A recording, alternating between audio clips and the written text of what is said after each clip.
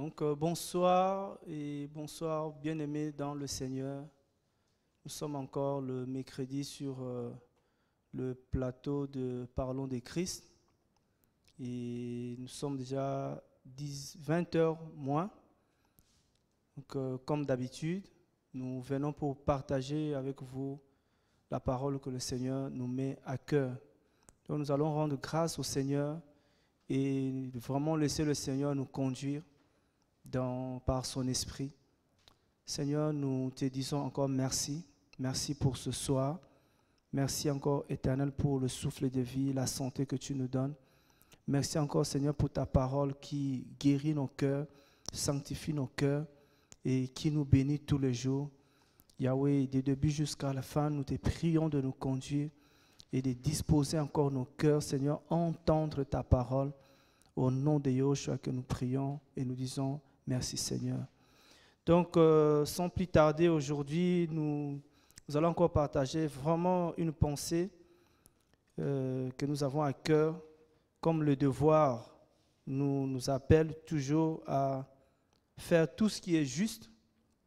Parce que dans la Bible, il y avait un jour, le Seigneur Yahushua venait pour se faire baptiser par Johanna Baptiste qui était dans le Jourdain et le frère Johanna ne voulait pas baptiser le Seigneur et le Seigneur lui dira dans Matthieu chapitre 3 à partir du verset 13 que nous allons lire. Alors Yahushua arrive de Galilée au jardin vers Johanna pour être baptisé par lui.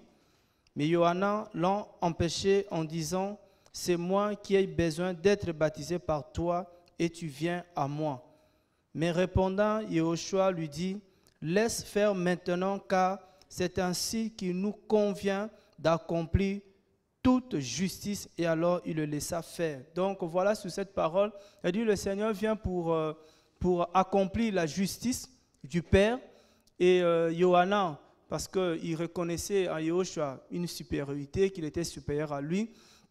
Il voulait l'empêcher, mais le Seigneur, parce qu'il aime trop la justice du Père, il va dire à Johanna, laisse faire tout ce qui est juste. Alors nous aussi, vraiment, avec toute l'équipe, nous cherchons à accomplir ce qui est juste aux yeux du Père.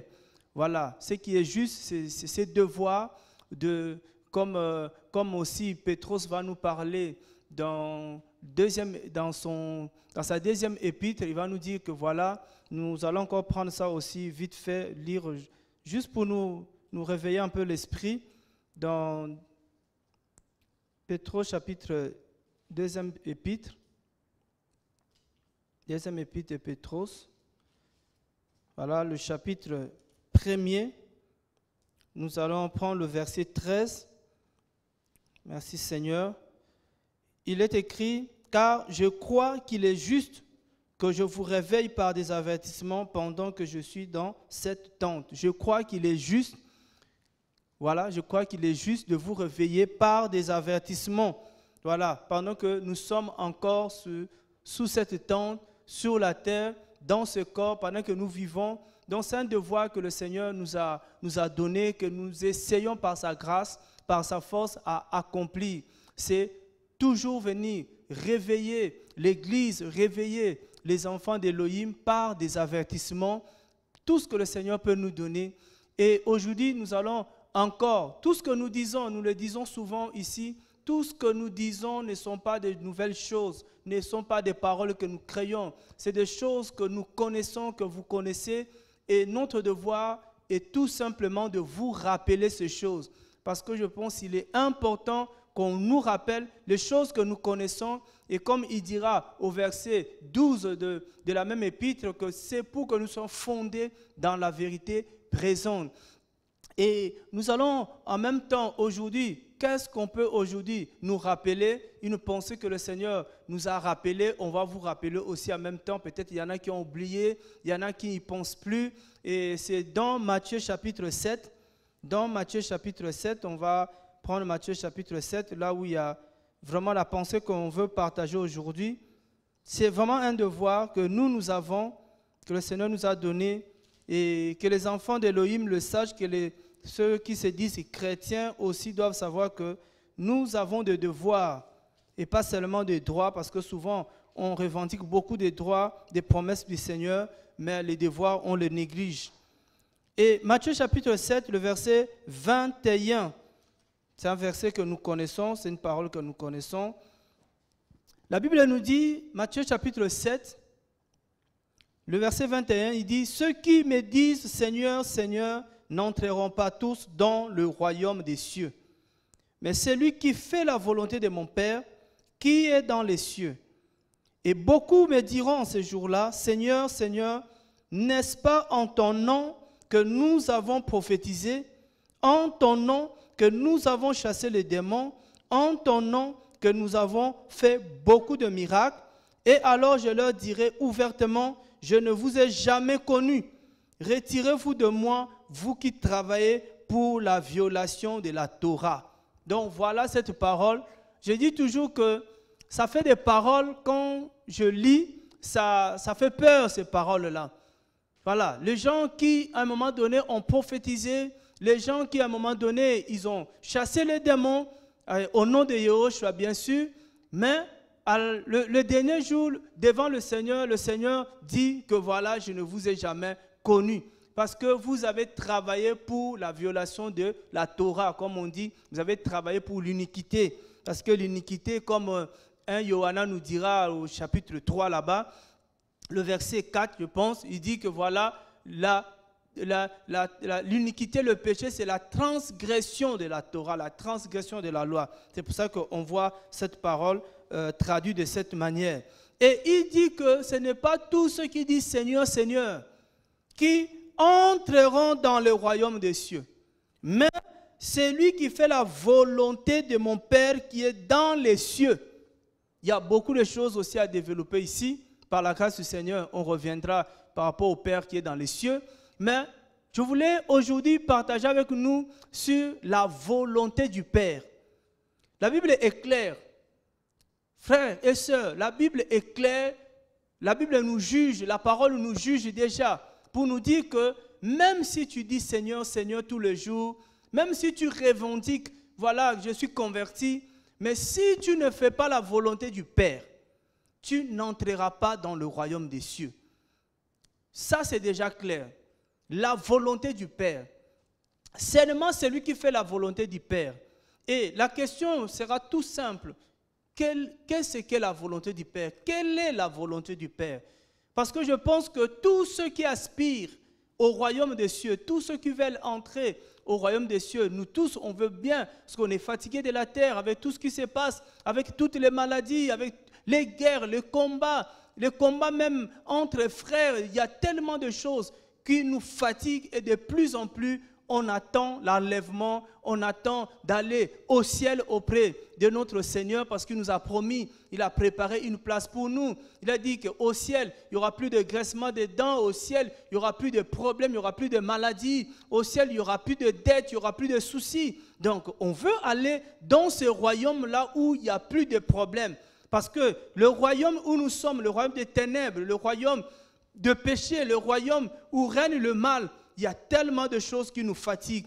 Tous les jours, c'est le combat. On est fatigué de ces combats. Alors, pour aller au ciel, le Seigneur dit, il suffit de faire la volonté du Père. Pas 2 choses, 3 choses. Il suffit de faire la volonté du Seigneur. Et c'est pour ça que notre mission est de rappeler à tous les élus et de rappeler à tous les véritables enfants d'Élohim que le Seigneur nous attend à faire sa volonté. Et quelle est la volonté du Père? Quelle est sa volonté? Parce que sans oublier que lui-même, le Seigneur, quand il était sur la terre, il cherchait à faire la volonté du Père. Nous allons voir ça dans Yohanna chapitre 4. Yohanna chapitre 4 ou Jean. Voilà, Yohanna chapitre 4. On va voir ça vraiment que son souci, c'était de faire la volonté du Père. C'est vraiment un rappel. Nous, on ne vient pas vraiment enseigner, on vient que rappeler. Des choses que vous savez, mais peut-être vous avez oublié. Des choses que vous savez, mais peut-être, voilà, vous n'en tenez plus compte. Johanna chapitre 4, et on va prendre à partir du verset 30. Donc on nous dit que nous connaissons l'histoire, le Seigneur va aller au puits de Jacob et là, il va rencontrer une femme qui était venue le soir puiser de l'eau, la femme samaritaine. Et en même temps, il va envoyer tous ses disciples qui étaient avec lui, il va les envoyer au marché. Et la Bible dit au verset 30, « Il sortit donc de la ville et vers lui. Mais pendant ce temps, les disciples le priaient en disant, « Rabbi, mange. » Mais il leur dit, « J'ai à manger une nourriture que vous ne connaissez pas. J'ai à manger une nourriture que vous ne connaissez pas. » Le disciple se disait donc l'un à l'autre, « Quelqu'un lui a-t-il apporté à manger ?» Yahushua leur dit, « Mon aliment est de faire la volonté de celui qui m'a envoyé et d'accomplir son œuvre. » Il dit, « Voici ma nourriture. J'ai mangé. » C'est sans même parler de ça, c'est là où on a compris que nous qui sommes les enfants du Seigneur, nous mangeons de plusieurs façons. On mange avec la bouche, on peut manger avec les yeux, on peut manger avec les oreilles, on peut même manger avec son cœur aussi. Donc là, c'est encore un autre sujet. Parce que là, le Seigneur n'avait pas réellement mangé une nourriture qui était entrée dans sa bouche et allait juste dans son ventre. Mais il dit à ses disciples que j'ai mangé une nourriture que vous ne connaissez pas. C'est-à-dire que ma nourriture, quand tu manges la nourriture, ça te donne une force. C'est-à-dire que la force du Seigneur se retrouvait dans la volonté du Père, dans la volonté de celui qu'il avait envoyé. C'est-à-dire qu'il avait plus de joie, il avait plus de force, parce qu'on connaît, il y a des gens, s'ils n'ont pas mangé, on voit bien qu'ils ne peuvent rien faire. On voit bien leur mine, on voit que ces gens-là, ils ont un problème. Mais c'est-à-dire que dès qu'ils ont mangé, c'est comme s'ils rechargent la batterie. Ils retrouvent la force. Et le Seigneur leur dit, j'ai mangé une nourriture, mais une nourriture que vous ne connaissez pas. Et ma nourriture est de faire la volonté de celui qui m'a envoyé. Il était envoyé par le Père, il a accompli la volonté du Père, et nous savons, si nous lisons plus loin dans Johanna 17, il dit que comme tu m'as envoyé, je les ai aussi envoyés. Donc, lui, il a été envoyé pour accomplir la volonté du Père. Il dit qu'il nous a aussi envoyés. Pourquoi? Pour nous aussi, que nous puissions accomplir la volonté du Père. C'est ça qui est important en ce temps. En ce temps, on n'est pas là pour accomplir la volonté des hommes. En ce temps, on est là pour accomplir la volonté de celui qui nous a envoyés. Je voulais nous dire, frères et sœurs, nous ne sommes pas venus sur la terre pour accomplir la volonté de la chair. Nous ne sommes pas venus sur la terre pour se promener. Nous ne sommes pas venus sur la terre pour regarder la terre, contempler la terre. Mais nous sommes sur la terre pour une mission. L'homme est venu sur la terre pour accomplir une mission qui est la volonté du Seigneur. Alors, on va voir cette volonté parce que c'est ça qui nous intéresse. La volonté que le Seigneur Yahushua a accomplie quand il était sur la terre. C'est pour ça qu'on le voyait manger avec les gens de mauvaise vie. Il était interpellé, mais les gens ne comprenaient pas sa volonté. Alors, on va partir vite fait chez Timothée. Timothée nous donne un peu cette volonté. C'est pour ça que nous disons à chaque fois, pour ceux qui lisent la parole, que quand nous lisons la parole, faisons très attention parce que les prophètes, dans la Bible, c'est complète. Vous voyez voir que Johanna a parlé de la volonté sans citer la volonté, mais un autre prophète va maintenant citer cette volonté du Père. Voilà la volonté du Père. Dans 1 Timothée chapitre 2, 1 Timothée chapitre 2, le verset, on va commencer à partir du verset 3 même. C'est important dans ces temps de connaître la volonté du Père pour l'accomplir. Parce que tu ne peux pas accomplir une volonté de quelqu'un si tu ne connais pas sa volonté. Il faut d'abord que la personne te dise ce qu'elle veut et comme ça tu peux accomplir cette volonté. Et nous, le Seigneur ne nous a pas laissé aussi, comme on dit, oisifs. Le Seigneur ne nous a pas aussi laissé sans la connaissance de sa volonté. Parce qu'il savait que si il ne nous donne pas la révélation, il ne nous donne pas l'information, il ne peut pas nous reprocher de n'avoir pas accompli cette volonté. C'est comme on te laisse, on ne te donne pas les instructions, on ne te donne pas les informations, et derrière, on vient te réclamer quelque chose. Tu es dans tout le pouvoir de dire que je ne pouvais pas l'accomplir parce que je ne la connaissais pas. Je n'avais pas l'information. Et le Seigneur, à travers sa parole et à travers les prophètes, il a pris le soin de nous révéler sa volonté afin que nous puissions l'accomplir. Et au dernier jour, il nous demandera, il vérifiera si tu as accompli cette volonté ou pas. Et c'est ce qui se passe aujourd'hui. Beaucoup de gens passent à côté de cette volonté. Beaucoup de gens font beaucoup de choses. Tu vois, quelqu'un, il est vraiment, comme on peut dire, il est vraiment assidu dans les églises. Il fait beaucoup de choses. Il chante à la chorale. Voilà, il est dans l'équipe de délivrance ou je ne sais pas dans quelle équipe. Mais il n'accomplit pas la volonté du Seigneur. Or, c'est là où le Seigneur nous attend. Donc, 1 Timothée chapitre 2, le verset 3. 1 Timothée chapitre 2, le verset 3. Qu'est-ce que Timothée nous dit? Il dit, car cela est bon et agréable devant Elohim notre Sauveur. Devant Elohim notre Sauveur, qui veut que tous les humains soient sauvés et qu'ils viennent à la connaissance précise et correcte de la vérité. Voici la volonté du Père.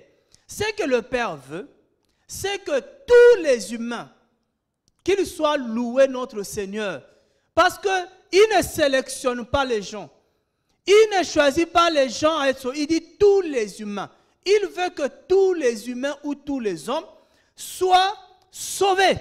Ça, c'est un. Et deuxièmement, qu'ils parviennent à la connaissance précise et correcte de la vérité. Voilà la volonté du Père. C'est que notre Père veut. Et nous, qui sommes ses serviteurs, qui sont ses enfants, nous devons tout faire pour accomplir la volonté de notre Papa, la volonté de notre Père, la volonté de celui qui nous a créés et engendrés. C'est-à-dire qu'il dit c'est bon et agréable. Ça veut dire c'est quelque chose qui fait tellement plaisir au Seigneur. C'est pour ça que dans la Bible, quelque part, on nous dit que ce qui fait la joie du Père, ce qui fait la joie du Seigneur, avant, on nous disait que ce qui fait la joie du Seigneur, quand une brebis, voilà, qui était perdue, est retrouvée. Mais en réalité, c'est quand une brebis égarée se répand. Ça fait la joie du Seigneur. Et si on ne fait pas cette volonté, c'est-à-dire que aller amener la connaissance précise et correcte, cela va se faire comment? Par le témoignage, par l'évangélisation, par le témoignage de notre vie, par le témoignage de la bouche. Si on n'amène pas les gens, c'est-à-dire on n'amène pas les gens à être sauvés, frères et sœurs, on ne fait pas la volonté du Père, on n'entrera pas dans le royaume du Seigneur. C'est-à-dire que c'est ça notre travail. On doit se mobiliser. On doit réunir nos efforts pour que les gens soient sauvés. Et les gens ne seront sauvés que s'ils entendent parler du Seigneur. C'est que Romains nous dit, on va vite chez Romains en même temps. C'est ça les prophètes dans la Bible. C'est pour ça que nous aujourd'hui les prophètes sont là, ils sont en train de se battre les uns les autres, ils disent ça, l'autre contredit. Mais les prophètes qui sont dans la Bible, ils sont là pour se compléter. Ils sont là pour se soutenir. Donc, c'est ça la volonté du Père. La volonté du Père est que tous les humains soient sauvés. C'est pour ça qu'on n'est pas là pour condamner les gens. Frères et sœurs, on n'est pas là pour condamner les gens. On est là pour faire la volonté du Père, aider les gens à être sauvés du péché, être sauvés de ces traditions qui les enferment, être sauvés des prisons, parce que les gens se retrouvent dans des prisons de religion, les prisons des familles, des liens, des traditions, il y a beaucoup de choses. Le Seigneur nous appelle et nous mandate et nous établit pour aller sauver les gens. C'est-à-dire que les gens sont en train de crier. Il y en a qui crient secours, mais peut-être on ne les entend pas. Mais ils crient secours. Il y en a qui sont en danger par rapport à un péché, par rapport à quelque chose. Et ton travail là où tu es, c'est pour sauver les gens. Voilà. Et comment? Tu vas me dire que je ne suis pas le sauveur, mais comment je vais faire? Donc Romains nous dit, Romains nous donne un élément. Romains chapitre 10, à partir du verset 13. Donc le Seigneur, il donne déjà toute la parole et la claire. Il dit ceci, car quiconque invoquera le nom du Seigneur sera sauvé. Donc voilà. Il dit que ce qu'il veut, c'est que les gens soient sauvés. Alors on a vu chez Timothée. Il veut que les gens soient sauvés et que les gens arrivent à la connaissance précise et correcte de la vérité. Nous savons que les gens n'arriveront pas à la connaissance précise et correcte de la vérité si les gens qui ont la connaissance n'enseignent pas, ne libèrent pas cette connaissance. Oh, beaucoup de gens, comme on verra dans Romains chapitre 1er, le verset 18, quelque part, il dit, voilà, les gens retiennent la vérité captive. La vérité qui va sauver, nous le retenons. Le Seigneur nous donne la vérité, mais nous, on ne veut pas libérer la vérité pour que les gens entendent la vérité. Et ici, dans Romains chapitre 10, le verset 13, il dit, quiconque invoquera le nom du Seigneur sera sauvé. Quiconque invoquera le nom du Seigneur. C'est pour ça que le Seigneur est en train de nous enseigner par rapport à son nom et que les gens qui connaissent l'importance de ce nom nous empêchent d'enseigner ce nom, de publier ce nom, de parler de ce nom pour que les gens puissent avoir la connaissance de ce nom. Parce qu'il faut invoquer le nom du Seigneur pour être sauvé. Si tu n'as pas la connaissance de ce nom, donc tu ne peux pas l'invoquer. Tu vas invoquer Bouddha. Bouddha, le nom de Bouddha ne sauve pas. Tu vas invoquer le nom des hommes. Le nom des hommes ne sauve pas. Mais il y a un nom qui sauve. Et ce nom-là, le Seigneur nous révèle. Et comme le Seigneur nous révèle, nous devons aussi publier, enseigner les gens. C'est pour ça que le Seigneur lui-même, il a dit, je suis venu, je les ai enseignés ton nom. Parce que tous ceux qui ont la connaissance du nom du Seigneur, maintenant, ils peuvent invoquer ce nom et ce nom va le sauver. Et il dit au verset 14, mais comment invoqueront-ils celui en qui ils n'ont pas cru? D'abord, il faut connaître. Après, il faut croire en ce nom-là. Tu ne peux pas croire en quelque chose que tu ne connais pas. Ça, c'est la logique est là. Donc, et il faut croire, mais comment ils vont invoquer quelqu'un qui n'ont pas cru? Bon, voilà, ils ne peuvent pas invoquer. Et comment croiront-ils en celui dont ils n'ont pas entendu parler? Les gens ne peuvent pas croire, bien aimés. Les gens ne peuvent, il ne faut pas condamner les gens. Quand les gens n'invoquent pas le nom du Seigneur, quand les gens ne prononcent pas correctement le nom du Seigneur, quand les gens ne croient pas, frère, il ne faut pas les condamner. Pourquoi? Parce que quelque part, ces gens n'ont jamais entendu parler. Ça sera plus grave celui qui entend et qui refuse. Mais quelqu'un qui n'a pas entendu, il faut d'abord lui parler. Donc, comment entendront-ils? Comment croiront-ils s'ils n'ont pas entendu parler? Et comment entendront-ils parler sans quelqu'un qui prêche? Quelqu'un qui prêche. S'il n'y a personne qui parle, parce qu'on a parlé, on a utilisé le verbe parler plus haut, on utilise le verbe prêcher, ce n'est pas que c'est différent. Prêcher, c'est parler. Parce que celui qui prêche, il parle. Ou on peut utiliser même le verbe prophétiser. Celui qui prophétise, il parle. Parce que c'est compliqué maintenant avec nos églises, on complique tout. Avec surtout la théologie, les gens qui vont apprendre les mots et tout ça. Donc, si personne ne prêche, personne ne parle, les gens n'entendront pas. Et si les gens n'entendent pas, ils ne croiront pas. Et s'ils ne croient pas, ils ne peuvent pas invoquer. Donc, vous voyez, c'est une chaîne. Donc, chacun doit jouer son rôle. Mais comment prêcheront-ils si l'on n'est pas envoyé? Voilà. Ce n'est pas tout le monde qui est mandaté à aller prêcher. Il y a des gens, c'est pour ça que nous rappelons cette parole à ceux qui ont le mandat de parler. Ce qu'ils peuvent parler, c'est ceux qui ont l'esprit du Seigneur. Donc, beaucoup de gens parlent, mais n'ont pas été mandatés, n'ont pas été envoyés. Et c'est pour ça que vous allez voir, Ésaïe dit, quand le Seigneur cherche, qui enverrons-nous? Ou qui enverrai-je? Ésaïe va se présenter, mais Ésaïe n'était pas prêt à aller. Parce qu'il avait encore des lèvres impures. Donc, le Seigneur a choisi forcément les gens. Les gens, tu peux dire, peut-être moi, le Seigneur ne m'a pas choisi. Je vais te dire une chose aujourd'hui.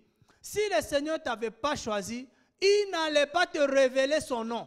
Il n'allait pas te révéler une vérité. Quand le Seigneur te révèle quelque chose, c'est qu'il t'a envoyé, il t'a déjà mandaté. Regardez dans Yohanna chapitre 15. Vous allez voir. Souvent, nous, on a trop de prétextes. On a dit peut-être, hein, peut-être je ne suis pas envoyé. Hein. C'est pour ça que je ne parle pas. Ça, c'est souvent quand on a l'esprit de timidité, la peur, on commence à chercher des raisons. Mais à quoi ça sert que le Seigneur te révèle la vérité? Souvent que le Seigneur, des fois, il vient nous visiter, il te donne une vérité par rapport à un frère, par rapport à une soeur. Et tu penses que le Seigneur t'a montré les choses juste pour te satisfaire ou te plaire. Non, c'est parce qu'il te donne une mission. Donc, la vérité que le Seigneur est en train de nous révéler, c'est une mission, une responsabilité que le Seigneur est en train de nous confier. Un jour, je disais aux bien-aimés, un chrétien, c'est une grâce d'être un chrétien, comme on dit, un enfant d'Élohim. Mais c'est une responsabilité. Connaître le Seigneur, c'est une responsabilité, c'est une mission. Ce n'est pas seulement une grâce de connaître le Seigneur. Connaître le nom de Yahushua, c'est bien. C'est une grâce de connaître la vérité. Mais c'est encore une responsabilité. Parce qu'il faut libérer la vérité. Dans Yohanna chapitre 15, le verset 16, qu'est-ce qu'il dit? Il dit quoi? Donc vraiment que tu saches aujourd'hui que pourquoi le Seigneur te révèle les choses. Des choses que beaucoup ne voient pas. Tu te demandes, mais pourquoi moi le Seigneur me révèle? Toi, parce que tu as la mission. Parce que tu es appelé à prêcher son nom. À prêcher sa vérité. À prêcher sa parole. Beaucoup de gens, même on voit prêcher, des fois, ils ne disent rien. Ils n'ont rien à dire. Et des fois, on s'étonne parce qu'ils ont même des matériels sophistiqués même. Mais ce qu'ils disent là, ça n'a rien à voir avec... Il n'y a pas la révélation. Mais quand le Seigneur vient te révéler des choses cachées, les choses qu'il a cachées dans le temps ancien, des choses qu'il a cachées aux gens intelligents, mais le Seigneur vient à toi. Peut-être que tu n'as jamais fait l'école biblique, tu n'as jamais lu la Bible en entier, mais le Seigneur vient, il te révèle quelque chose. Frères et sœurs, je voulais te dire aujourd'hui que tu as une mission. La volonté du Père est que les gens puissent connaître la vérité pour être sauvés.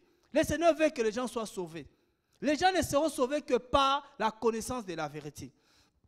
Jean chapitre 15, Yohanna chapitre 15, au verset 16, il lui dit, « Ce n'est pas vous qui m'avez choisi, mais moi je vous ai choisi et je vous ai établi afin que vous alliez et que vous produisiez du fruit et que vos fruits demeurent, afin que tout ce que vous demanderez au Père en mon nom, il vous le donne. » Ici, il y a deux choses. Le Seigneur dit, ce n'est pas vous qui m'avez choisi. Aucun de nous a choisi le Seigneur. Aucun. C'est une grâce que le Seigneur vraiment nous a choisi, nous autres là. C'est une grâce, merci Seigneur.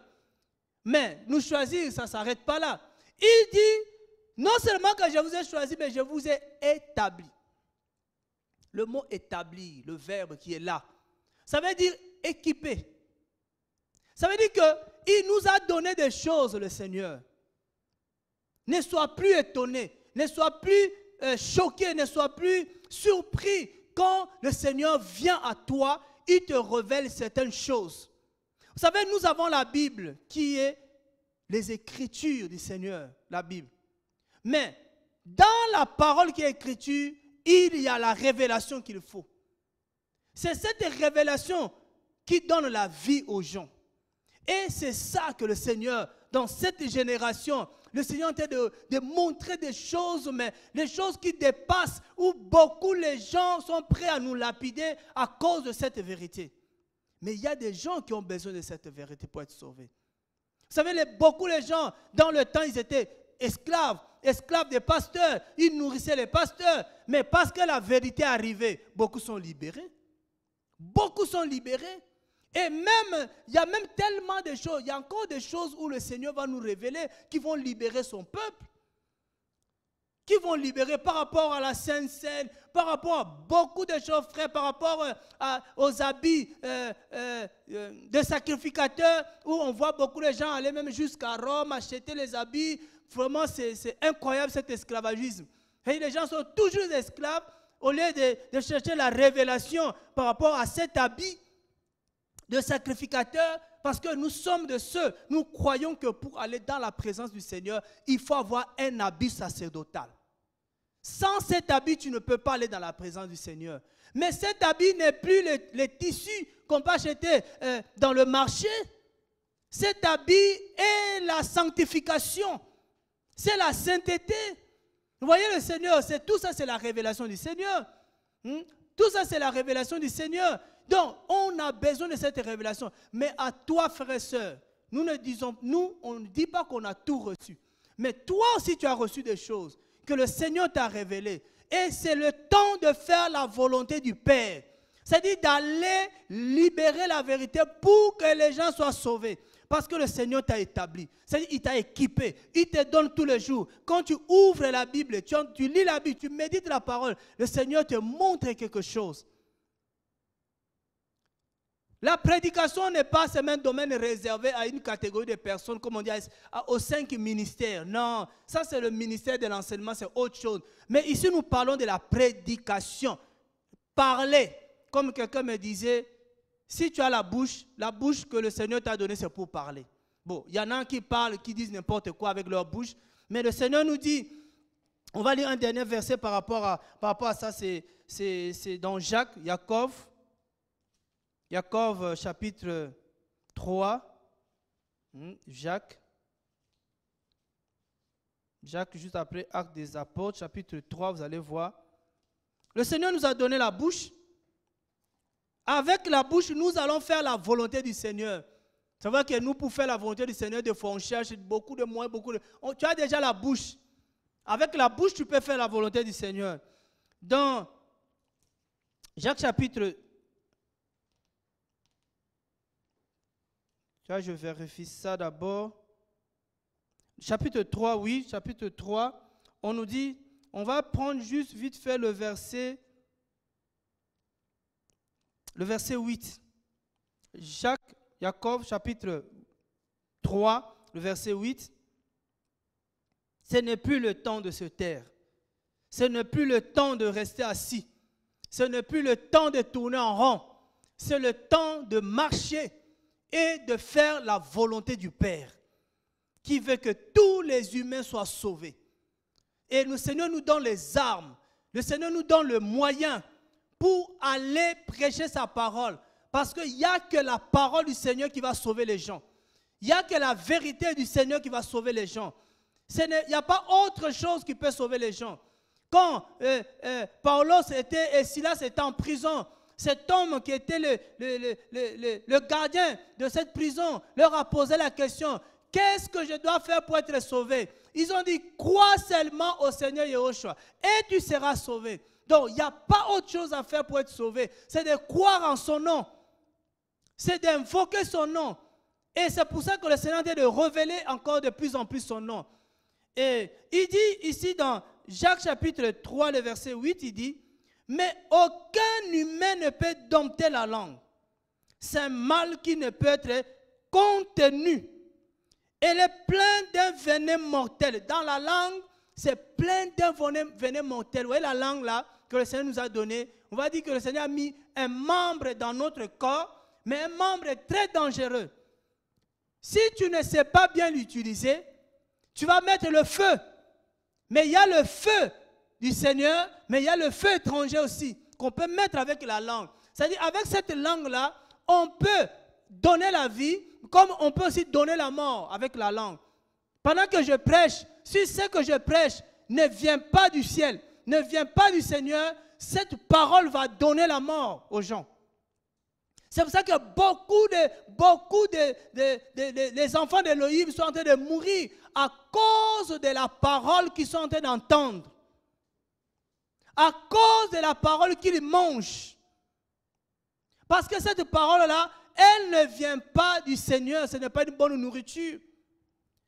Et il dit au verset 9, par elle nous bénissons l'Élohim et Père, et par elle nous maudissons les humains, faits à la ressemblance d'Élohim. De la même bouche sortent la bénédiction et la malédiction. Il ne faut pas qu'il soit ainsi, mes frères. Une fontaine fait-elle jaillir par la même ouverture le doux et la mer? Mes frères, un figuier peut-il produire des olives ou une vigne de figues? De même, aucune fontaine ne peut produire de l'eau salée et de l'eau douce. La bouche que le Seigneur nous a donnée, c'est pour bénir les enfants d'Élohim, pour bénir les humains, mais pas pour le maudire, pas pour le tuer, mais pour leur communiquer la vie. Mais la vie est dans la parole qui sort de nos bouches. C'est pour ça que, frère, nous venons ce soir nous rappeler, moi-même le premier, et à tous ceux qui nous écoutent, que, frère, nous sommes en mission pour accomplir la volonté du Père. Et la volonté du Père est les simple, c'est que les gens soient sauvés. Et les hommes, les prophètes dans la Bible, ils nous montrent ce qu'il faut faire pour que les gens soient sauvés. C'est de prêcher la vérité. Vous connaîtrez la vérité et la vérité vous sauvera. La vérité que tu reçois de la part du Seigneur, ne la gardez pas pour toi. Que le Seigneur nous arme encore, que le Seigneur nous équipe encore, que le Seigneur nous donne encore l'intelligence et que le Seigneur nous ouvre encore les yeux pour connaître la vérité. Et que le Seigneur nous donne la force surtout de parler. Nous sommes dans un temps où de plus en plus, on met les moyens pour empêcher les gens de parler. Pour empêcher les gens de parler. On ne sait même pas où on va. Bientôt, comme vous le savez, il y aura des rassemblements seront de plus en plus interdits. De plus en plus interdits. Parce que voilà, on dit que quand vous vous rassemblez, voilà, vous allez vous contaminer. Frère, on arrive à un temps très compliqué, très difficile. Très difficile. Alors, lèvons-nous pour accomplir la volonté de notre Père.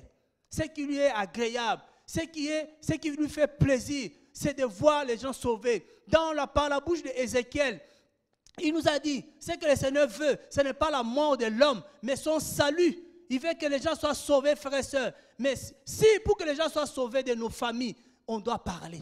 Pour que les gens soient sauvés dans la ville, on doit parler. Si on ne parle pas, les gens ne seront pas sauvés. Voici la responsabilité que le Seigneur nous donne. Voici la mission que le Seigneur nous confie. On peut se réunir, on peut se retrouver. C'est pour s'exhorter, pour se donner des conseils.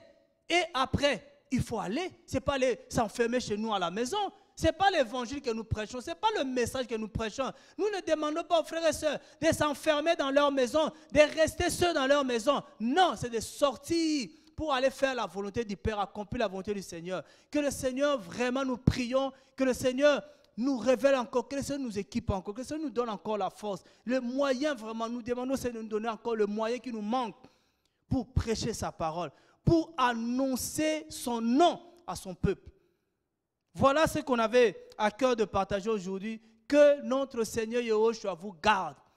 Que la vérité que vous avez reçue, frères et sœurs, je crois que ça va brûler dans vos cœurs. Que vous n'allez plus garder, comme il y en a beaucoup qui gardent des vérités dans les tiroirs pour faire des albums, c'est de la sorcellerie. Garder la vérité, c'est de la sorcellerie. Parce que le Seigneur peut te communiquer la vérité par un chant. Mais toi, tu prends le chant, tu gardes.